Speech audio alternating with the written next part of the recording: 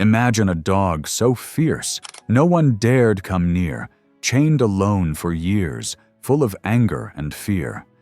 But one man, known as the town's dog expert, takes on the impossible challenge to heal this broken soul. What happens next changes everything, showing the power of patience and trust.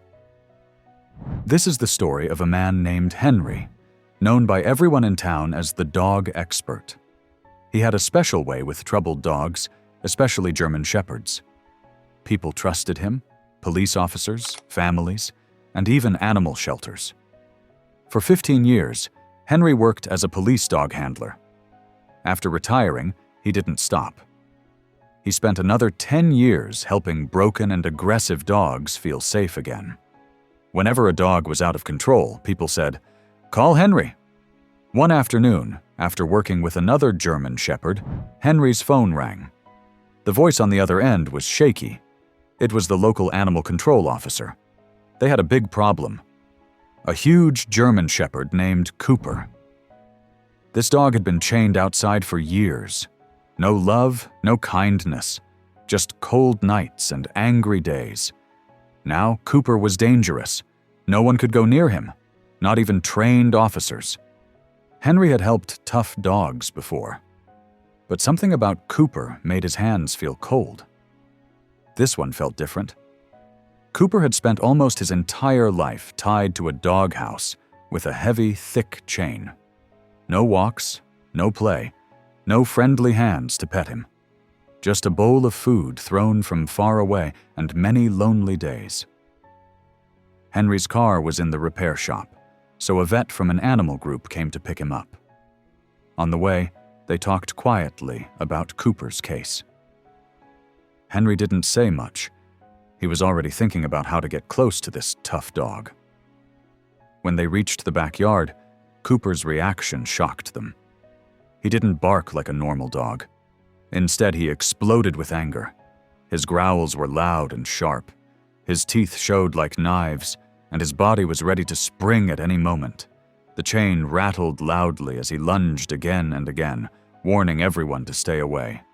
Even Henry, who had worked with many fierce dogs, had to pause. The owner stood back, looking both sad and honest. "Cooper hasn't let anyone touch him in over a year," he said. "The last time I tried, he nearly bit me. I only feed him by throwing food from a distance. And if I ever have to change his chain, I have to give him medicine to calm him down." Cooper's chain was thick and rusty. His fur was dirty and tangled. He didn't look like a pet. He looked wild, like a wolf ready to snap. Henry pulled out some boiled meat from his bag. Usually, this trick worked like magic with dogs, but Cooper didn't even blink. He kept barking and growling until everyone moved back. Only then did he quickly grab the meat, but it was clear he did it just to survive, not because he trusted Henry. Henry tried different ways to talk to him.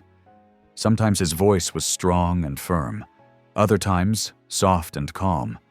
Nothing made Cooper calm down, but Henry saw something small when he spoke quietly. Cooper's ears twitched a little. It was like the dog was trying to listen, even while angry.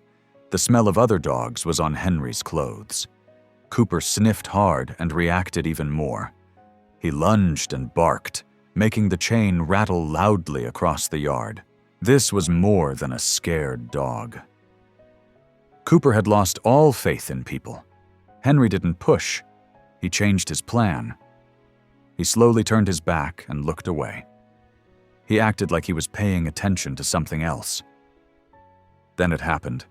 The barking stopped. A quiet growl came next, like Cooper was confused. That small moment meant everything. Over the next hour, Henry moved very slowly, taking tiny steps closer to Cooper. Sometimes he stopped and waited for 20 minutes or more without moving at all. Cooper never stopped growling, but he didn't bark anymore. The anger was still there, but it wasn't wild and fierce. It was like he was on guard, unsure and careful. When Henry tried to reach out his hand, Cooper snapped quickly. But when Henry moved slowly and kept his hand low, Cooper didn't seem as tense. His eyes didn't show hate anymore. Instead, there was a small spark of curiosity. Still, the fear was strong. Henry thought hard. What if this dog is too broken to help? But Henry never gave up. He had helped many dogs find peace, even those that once bit their owners. He told everyone to step back far away. Then, Henry sat down on the ground, quiet and calm, just a few feet from Cooper. The sun was setting, but Henry didn't move. Cooper kept growling, but the sound changed. It was softer now, full of doubt and wonder. Why was this man still here? Why wasn't he afraid? Why wasn't he trying to hurt me? Henry stayed for 90 more minutes. Then, Cooper stopped growling. His posture relaxed just a little. His tail, once curled tight under his belly, began to hang loose. His teeth weren't showing anymore. He was still tense, but no longer wild. Henry slowly reached for the control pole, a tool used with dangerous dogs. This was the moment. One wrong move could cause everything to go wrong. But Cooper didn't attack. Henry moved carefully and gently unlocked the heavy chain. When the chain finally dropped to the ground, something inside Cooper changed. He didn't lunge or bite, he froze. Then, he took one small step forward. He was free, for the first time in many years. Cooper didn't run away.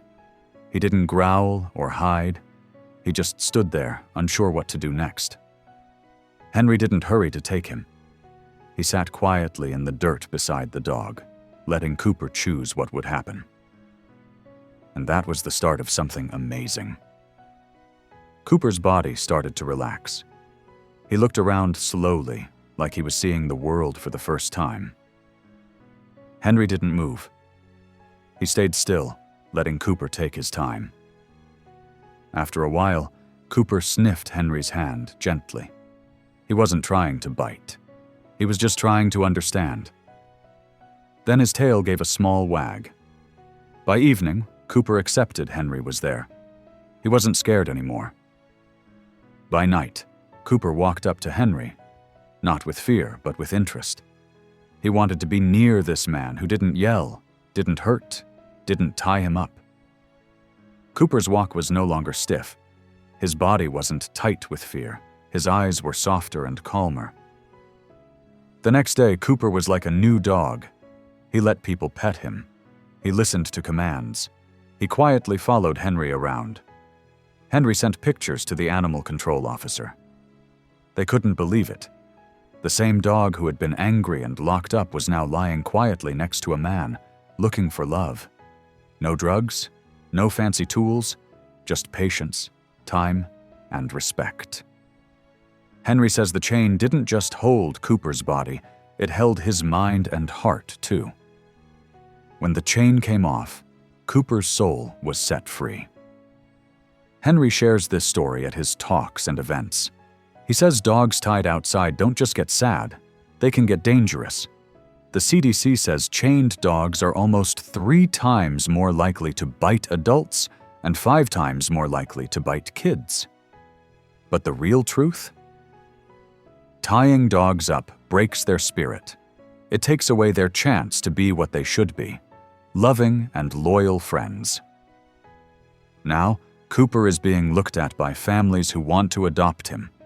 He's not the scared, angry dog anymore. He's full of love and ready for a new life.